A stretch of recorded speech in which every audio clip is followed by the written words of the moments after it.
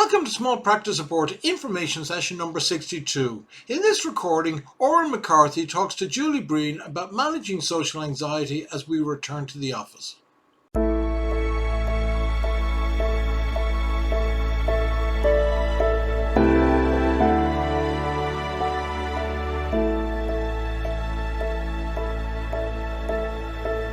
You're all very welcome to the Small Practice Information session, and I'm here with Oran McCarthy and Julie Breen, and we're going to be discussing managing social anxiety as we return to the office. So just briefly to introduce Oran McCarthy, is a senior clinical psychologist, and he works as a treatment group facilitator, and he set up Social Anxiety Ireland founder, and he's been doing this work for over 14 years.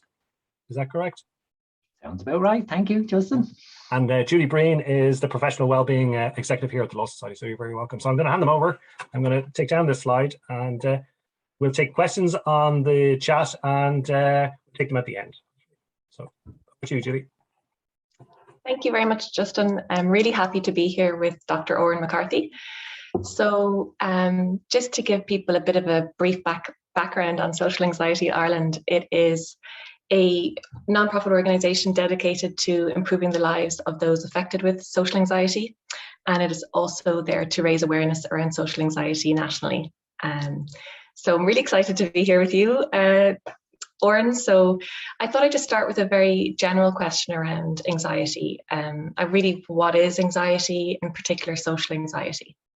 Okay, I suppose the simplest way to kind of define anxiety is to you might have understand it as the emotional response to a human being's perception of threat or danger in their world. So any time we perceive a threat to ourselves and our well-being or the well-being of others that we know, the natural response we'll have to that is one of anxiety, which prepares us in some ways to deal with that threat. Now, the problem with anxiety, I suppose, in the modern world, as we might imply, threat can be very real. A mortgage not being paid or whatever else, kids getting in trouble in school and are real things, or threats can be perceived. We can kind of have ideas about, dangers that are there that may not be there.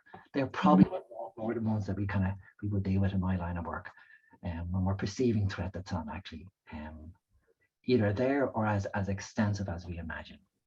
Okay, and I read on your website, Oran, that the vast majority of people who are affected by social anxiety don't actually know that they have social anxiety, that it's maybe I don't like even calling it a disorder, or it's something that's kind of misunderstood in society. And I was just wondering, is it common? Do we know how common it is? There's various prevalence rates kind of discussed across the globe. Absolutely. Do we have any specific from Ireland in any kind of in a kind of decent study? No. Mm-hmm. Rough and ready kind of study that was done looked at Ireland's prevalence rates and talked about possibly around 17%. That would mirror the kind of stuff in the States that kind of bring it in around 16-17%, which basically at some point 70% of people at some point in their life will probably struggle with this. So it's quite common. Seen as prevalent mental health condition on the planet. And it's the kind of experience I think everyone has to some degree, and we all kind of in terms of some slight awkwardness in social circumstances. Everyone has experienced embarrassment at one point of their lives or another. And social anxiety really is the anxiety or the threat of being in a situation where embarrassment might happen. Okay, yeah.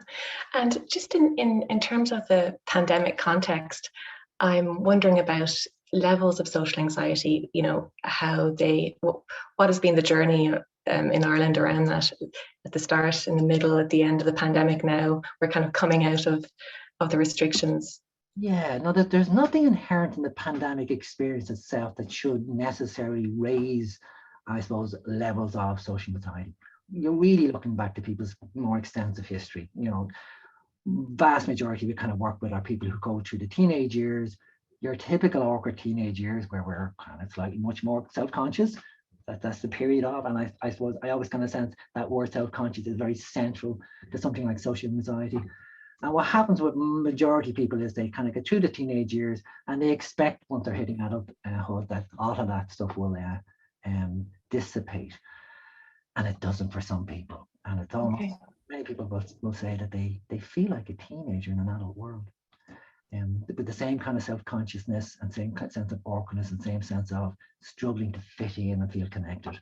And it doesn't dissipate. So the majority, in some ways, when we look at social anxiety, we look at temperament and the kind of, I suppose, the kind of the basic temperament of a child arriving into the world. It tends to be the more sensitive types that will develop this. And then the world in which they arrive into. And worlds that they arrive into where judgment and ridicule and criticism is excessive will tend to go on and maybe struggle in this kind of way. Because in essence, that's what it is. It's the fear of other people's judgment of us. And anytime we're in a situation where we feel people are judging us badly, we feel embarrassment or shame is another word, I suppose. And I'm thinking about people going back into social situations, back into the office, back into the workplace, back into Christmas parties or whatever it is. And I suppose, you know, for some people, we talked about this before, or it was kind of nearly a vacation or a holiday during the pandemic, because you were stepping away a little bit from some of those social settings that you kind of made yourself go to, or you didn't enjoy at one level. Yeah, as an organization, we assumed there was going to be great difficulty with the pandemic, and we cranked up the number of support groups we were running. And they were well attended, but we did this kind of reviews where people who were coming in and out of it, and it's a mixed bag. You're right in some ways. I think there are other anxiety disorders that really struggled during the pandemic, people particularly with obsessions or germ phobias and something like that. Maybe got a real germ that is dangerous. I think they escalated most certainly, but social anxiety, it was, for many people, it was like a vacation, a state-sanctioned avoidance. Many ways that when people used to use that expression, social distancing, what a term. It's called physical distancing, because we don't want really necessarily people to socially distance per se. But they found it actually, majority of people found it actually comforting. I can't stay at home now without a sense of I should be out there. I have a reason to avoid people. I have a reason to distance myself on the street. I have a reason to do all stuff online. And it suited many. Not to mention just the general reduction in demands of what we all experience at some level where we had to slow down. Some people have found that kind of helpful. Others got fretful about it, particularly those people, I think, who were beginning to make some gains and begin to make progress in terms of their social anxiety and begin to kind of get somewhere. And they were all of a sudden that avenue, the opportunity to practice the kind of things that they might need to be practicing that were helpful, suddenly were taken away. And I'm hearing even more recently that the people kind of returning back to our support group feeling, I've slipped over that period of time, and now I have to go back out, and it's almost feel like, no, damn, I'm gonna have to start off afresh again to try and get myself back to where I was, which I think is a reality as well. Yeah, and what advice would you give to people that might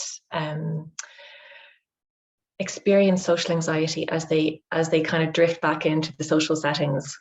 Would you have advice for people that can feel that coming on? Or maybe we can start with what are the signs and symptoms of it, because maybe, you know, that would be a better place to start instead of jumping ahead. Either or. The signs and symptoms of it are it's awkward in a sense that we talk about it in a way like a silent epidemic, in that the sense of people don't know. If you think of one in 8 people that you meet with social anxiety, do you actually recognize it? Do you actually see it? And it's one thing I suppose we kind of re-emphasize in our interventions, that anxiety, by and large, is much more internally felt than externally demonstrated. And people with social anxiety tend to be absolute expert at hiding it. What they you tend to kind of spot them much more, less about, oh, that person's anxious, they're sweating, you know, they're blushing, or their hands are shaking, or their voice is shaking. Much less around that. And it's much more noticeable, the kind of things they do to try and hide that. That's the bit that actually we would tend to notice more in the real world. So the persons who are slightly avoidant, or maybe poor eye contact, or say very little, or deflect conversations, or, you know, fidgeting a lot maybe in a corner, or seem to be distant and not present in the room, more likely we pick that up. So generally, if you look at the science anyway, how people experience others with social anxiety, it's not, oh, there's an anxious person, but, oh, there's a person slightly distant, maybe slightly aloof. Sometimes they kind of think like they take a negative notion that like they're arrogant or standoffish or snobbish, and occasionally at times they're seen as slightly shifty. Yeah. It's ironic because it's like we're concerned about people seeing us anxious because we shouldn't be anxious in these circumstances, and they see it as odd and wrong. Everyone else is enjoying themselves. I should be able to as well. I'm not. I'm here fretting like mad. I shouldn't be fretting like mad like this. And then they try to hide it. It's the stuff you to hide that actually draws attention. And again, ironically, of a negative kind of a connotation to it. So it's hard. It's more the behaviors you probably might spot than anything else. Yeah. And I think there's something, isn't there, about, you can know that you're suffering from social anxiety, but it doesn't really change the thoughts or the beliefs and the feelings that go through your body. And, it sometimes can help that you're aware of it and you know what it is, but sometimes it can still persist for people, even though they know, okay, I'm suffering from social anxiety now. And, that feeling. Yeah, I think people move through their kind of their life experience of these kind of things, and because it's so little talked about, there isn't a huge amount of information there, and because so people are so ashamed of it, they don't tend to talk or let other people know that this is where they're struggling, because they're mortified what people think of that. And when you don't have that kind of general conversations happening, there's no real sense of other people are like me. So most people with social anxiety start off have a sense that they're quite unique, that no one else struggles in this kind of way because there's very little communication going. They'll often maybe find on a website until they say, oh, okay, that's me, and recognize it in something else. But their day-to-day experience in terms of opportunity to speak to somebody and know about this tend not to have a sense that it is. That you're right. Once they discover this is who I, this makes sense. There's a certain relief in knowing that other people suffer from it in some ways. Terror equally, even of talking to the other people who suffer with it as well. So it's an interesting kind of notion in some ways. Yes. Yeah, I know. I think I was looking at kind of experiences of social anxiety, and I think a feeling of shame came up as one description of it. Excessive dread, nervousness. Yeah. And I suppose I was thinking about lots of the people that I'm talking to around me sharing those feelings about going back to the normal kind of post-pandemic experience. And I suppose I was wondering, what do you think would be helpful for people on this call to know if they are feeling a sense of, that they may be worried that maybe there's a level of social anxiety that they have about going back and feeling perhaps judged and all of those things, and how would they be able to manage that as they go back to the office? Okay. You're absolutely right. The sense of the word dread is an excellent one for the kind of experience of in advance of going into something. People they tend to dread it, and then they tend to plan for how they're going to manage it when they get there. And it's usually around trying to limit observation opportunities of other people of them. I often kind of saying, if someone's able to say to somebody else, "I'm dreading doing this," I'm almost saying it back to them, "Well, then you're not struggling for social anxiety." It's an ironic one. If you're actually able to say it, and you're putting it out there, and you're inviting judgment of you, you've kind of gone a long way. And I often see it as a measure of success. If people begin to talk, like, okay, that's a good thing. So they're not acting as it's shameful. I think it's painful. We want to hide. Okay. Kind of keep it well clear of other people. So now coming back, what would we generally advise for someone like this in some ways? There's a couple of key kind of things. Going back to the first thing, there's this idea of self-consciousness.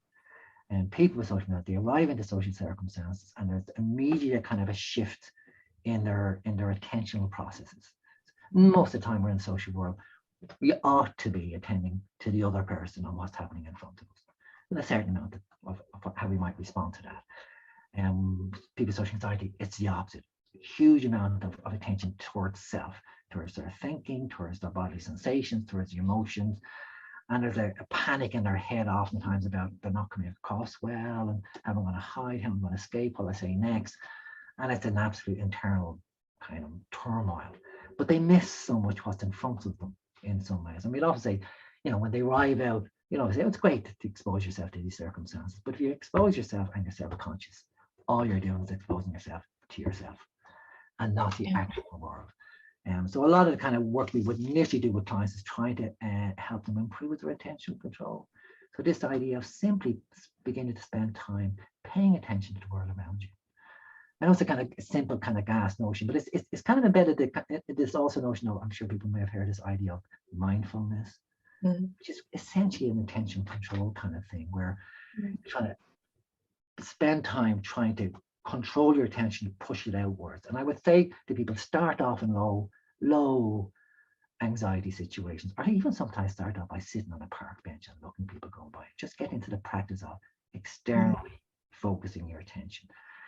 The nice thing about that is you can begin to see people begin to do that. Actually, a lot of people are anxious in this world. I'm not that unique.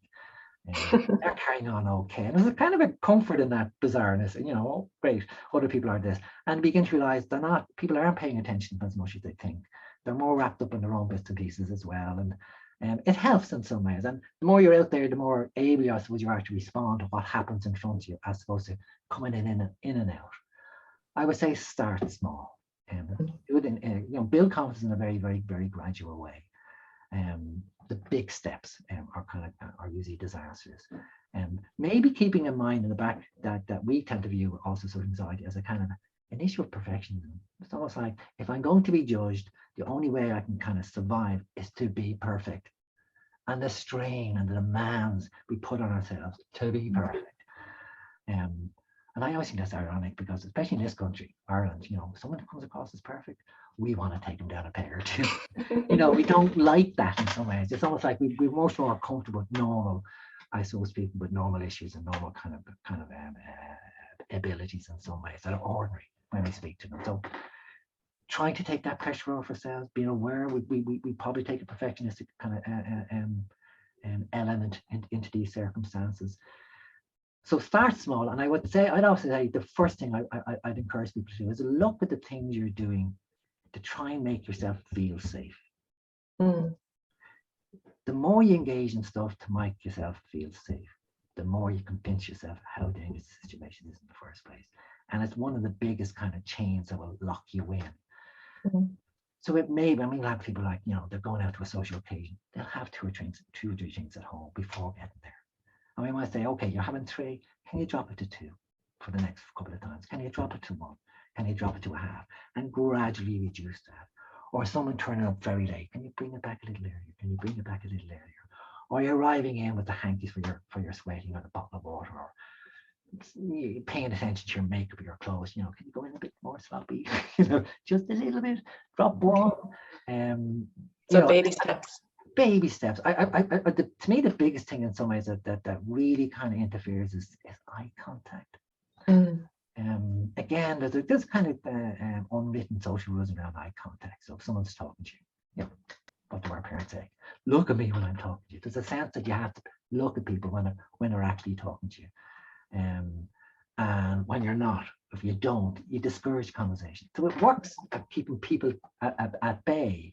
But I'd encourage people, look and listen much more than speak. One of the greatest kind of compliments that you can give to somebody else is your attention. Listening. A lot of people just, as long as they got your attention, they don't care how much you say. So listen as twice as much as you speak. And often if you listen and take the demand off the necessary, I always say, go in with an expectation. You're not going to say a word. Take that pressure off. You're just going to listen.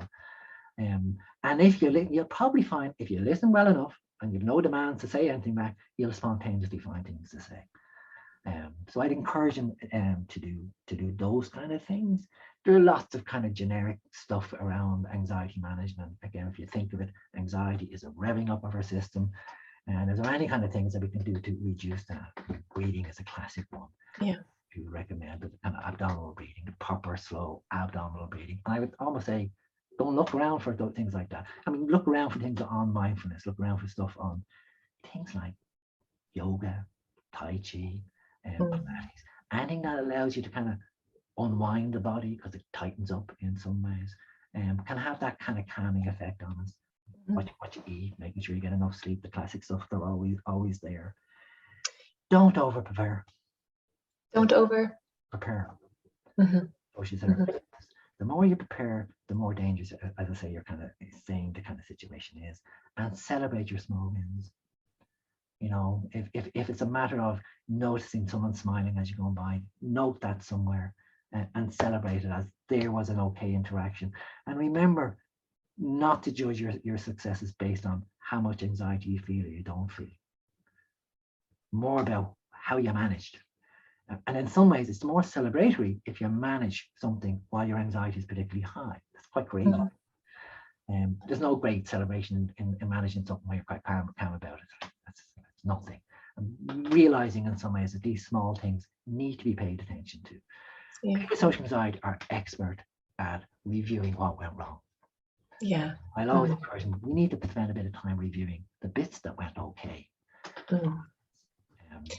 Wow, that's really helpful, Oren, because I know there's, it can really affect people's self-confidence, their relationships around them, their work. So having those tips, I hope it's useful to some of the people who have tuned in today, because, just a couple of those things might be helpful in finding that pathway with baby steps on it to maybe finding a more peaceful place for yourself. And if it's quite significant and you feel that kind of stuff is beyond you, I mean, as an organization, we do offer group intervention programs in about 14 weeks, and feel free to kind of refer yourself into us. We've had to go online for a while. Unfortunately, it doesn't quite work the same as far as I'm concerned. Nothing like the live kind of connections. But yeah, we do offer a more formal, intensive kind of program, for want of a better word, for people who are struggling at the top end of this, and it can get really debilitating, to the point that people almost are living a life of a hermit. Yeah, completely. Absolutely. And I don't know if there's any questions. I can't see any questions coming in on the chat. So we'll continue very quickly with this. We don't have a huge amount of time left. So if there, but please do send some questions in if you have any questions. I suppose I was thinking also, Oren, that CBT is often used for, or it's kind of employed as a method for treating social anxiety. Why CBT? What's helpful about CBT?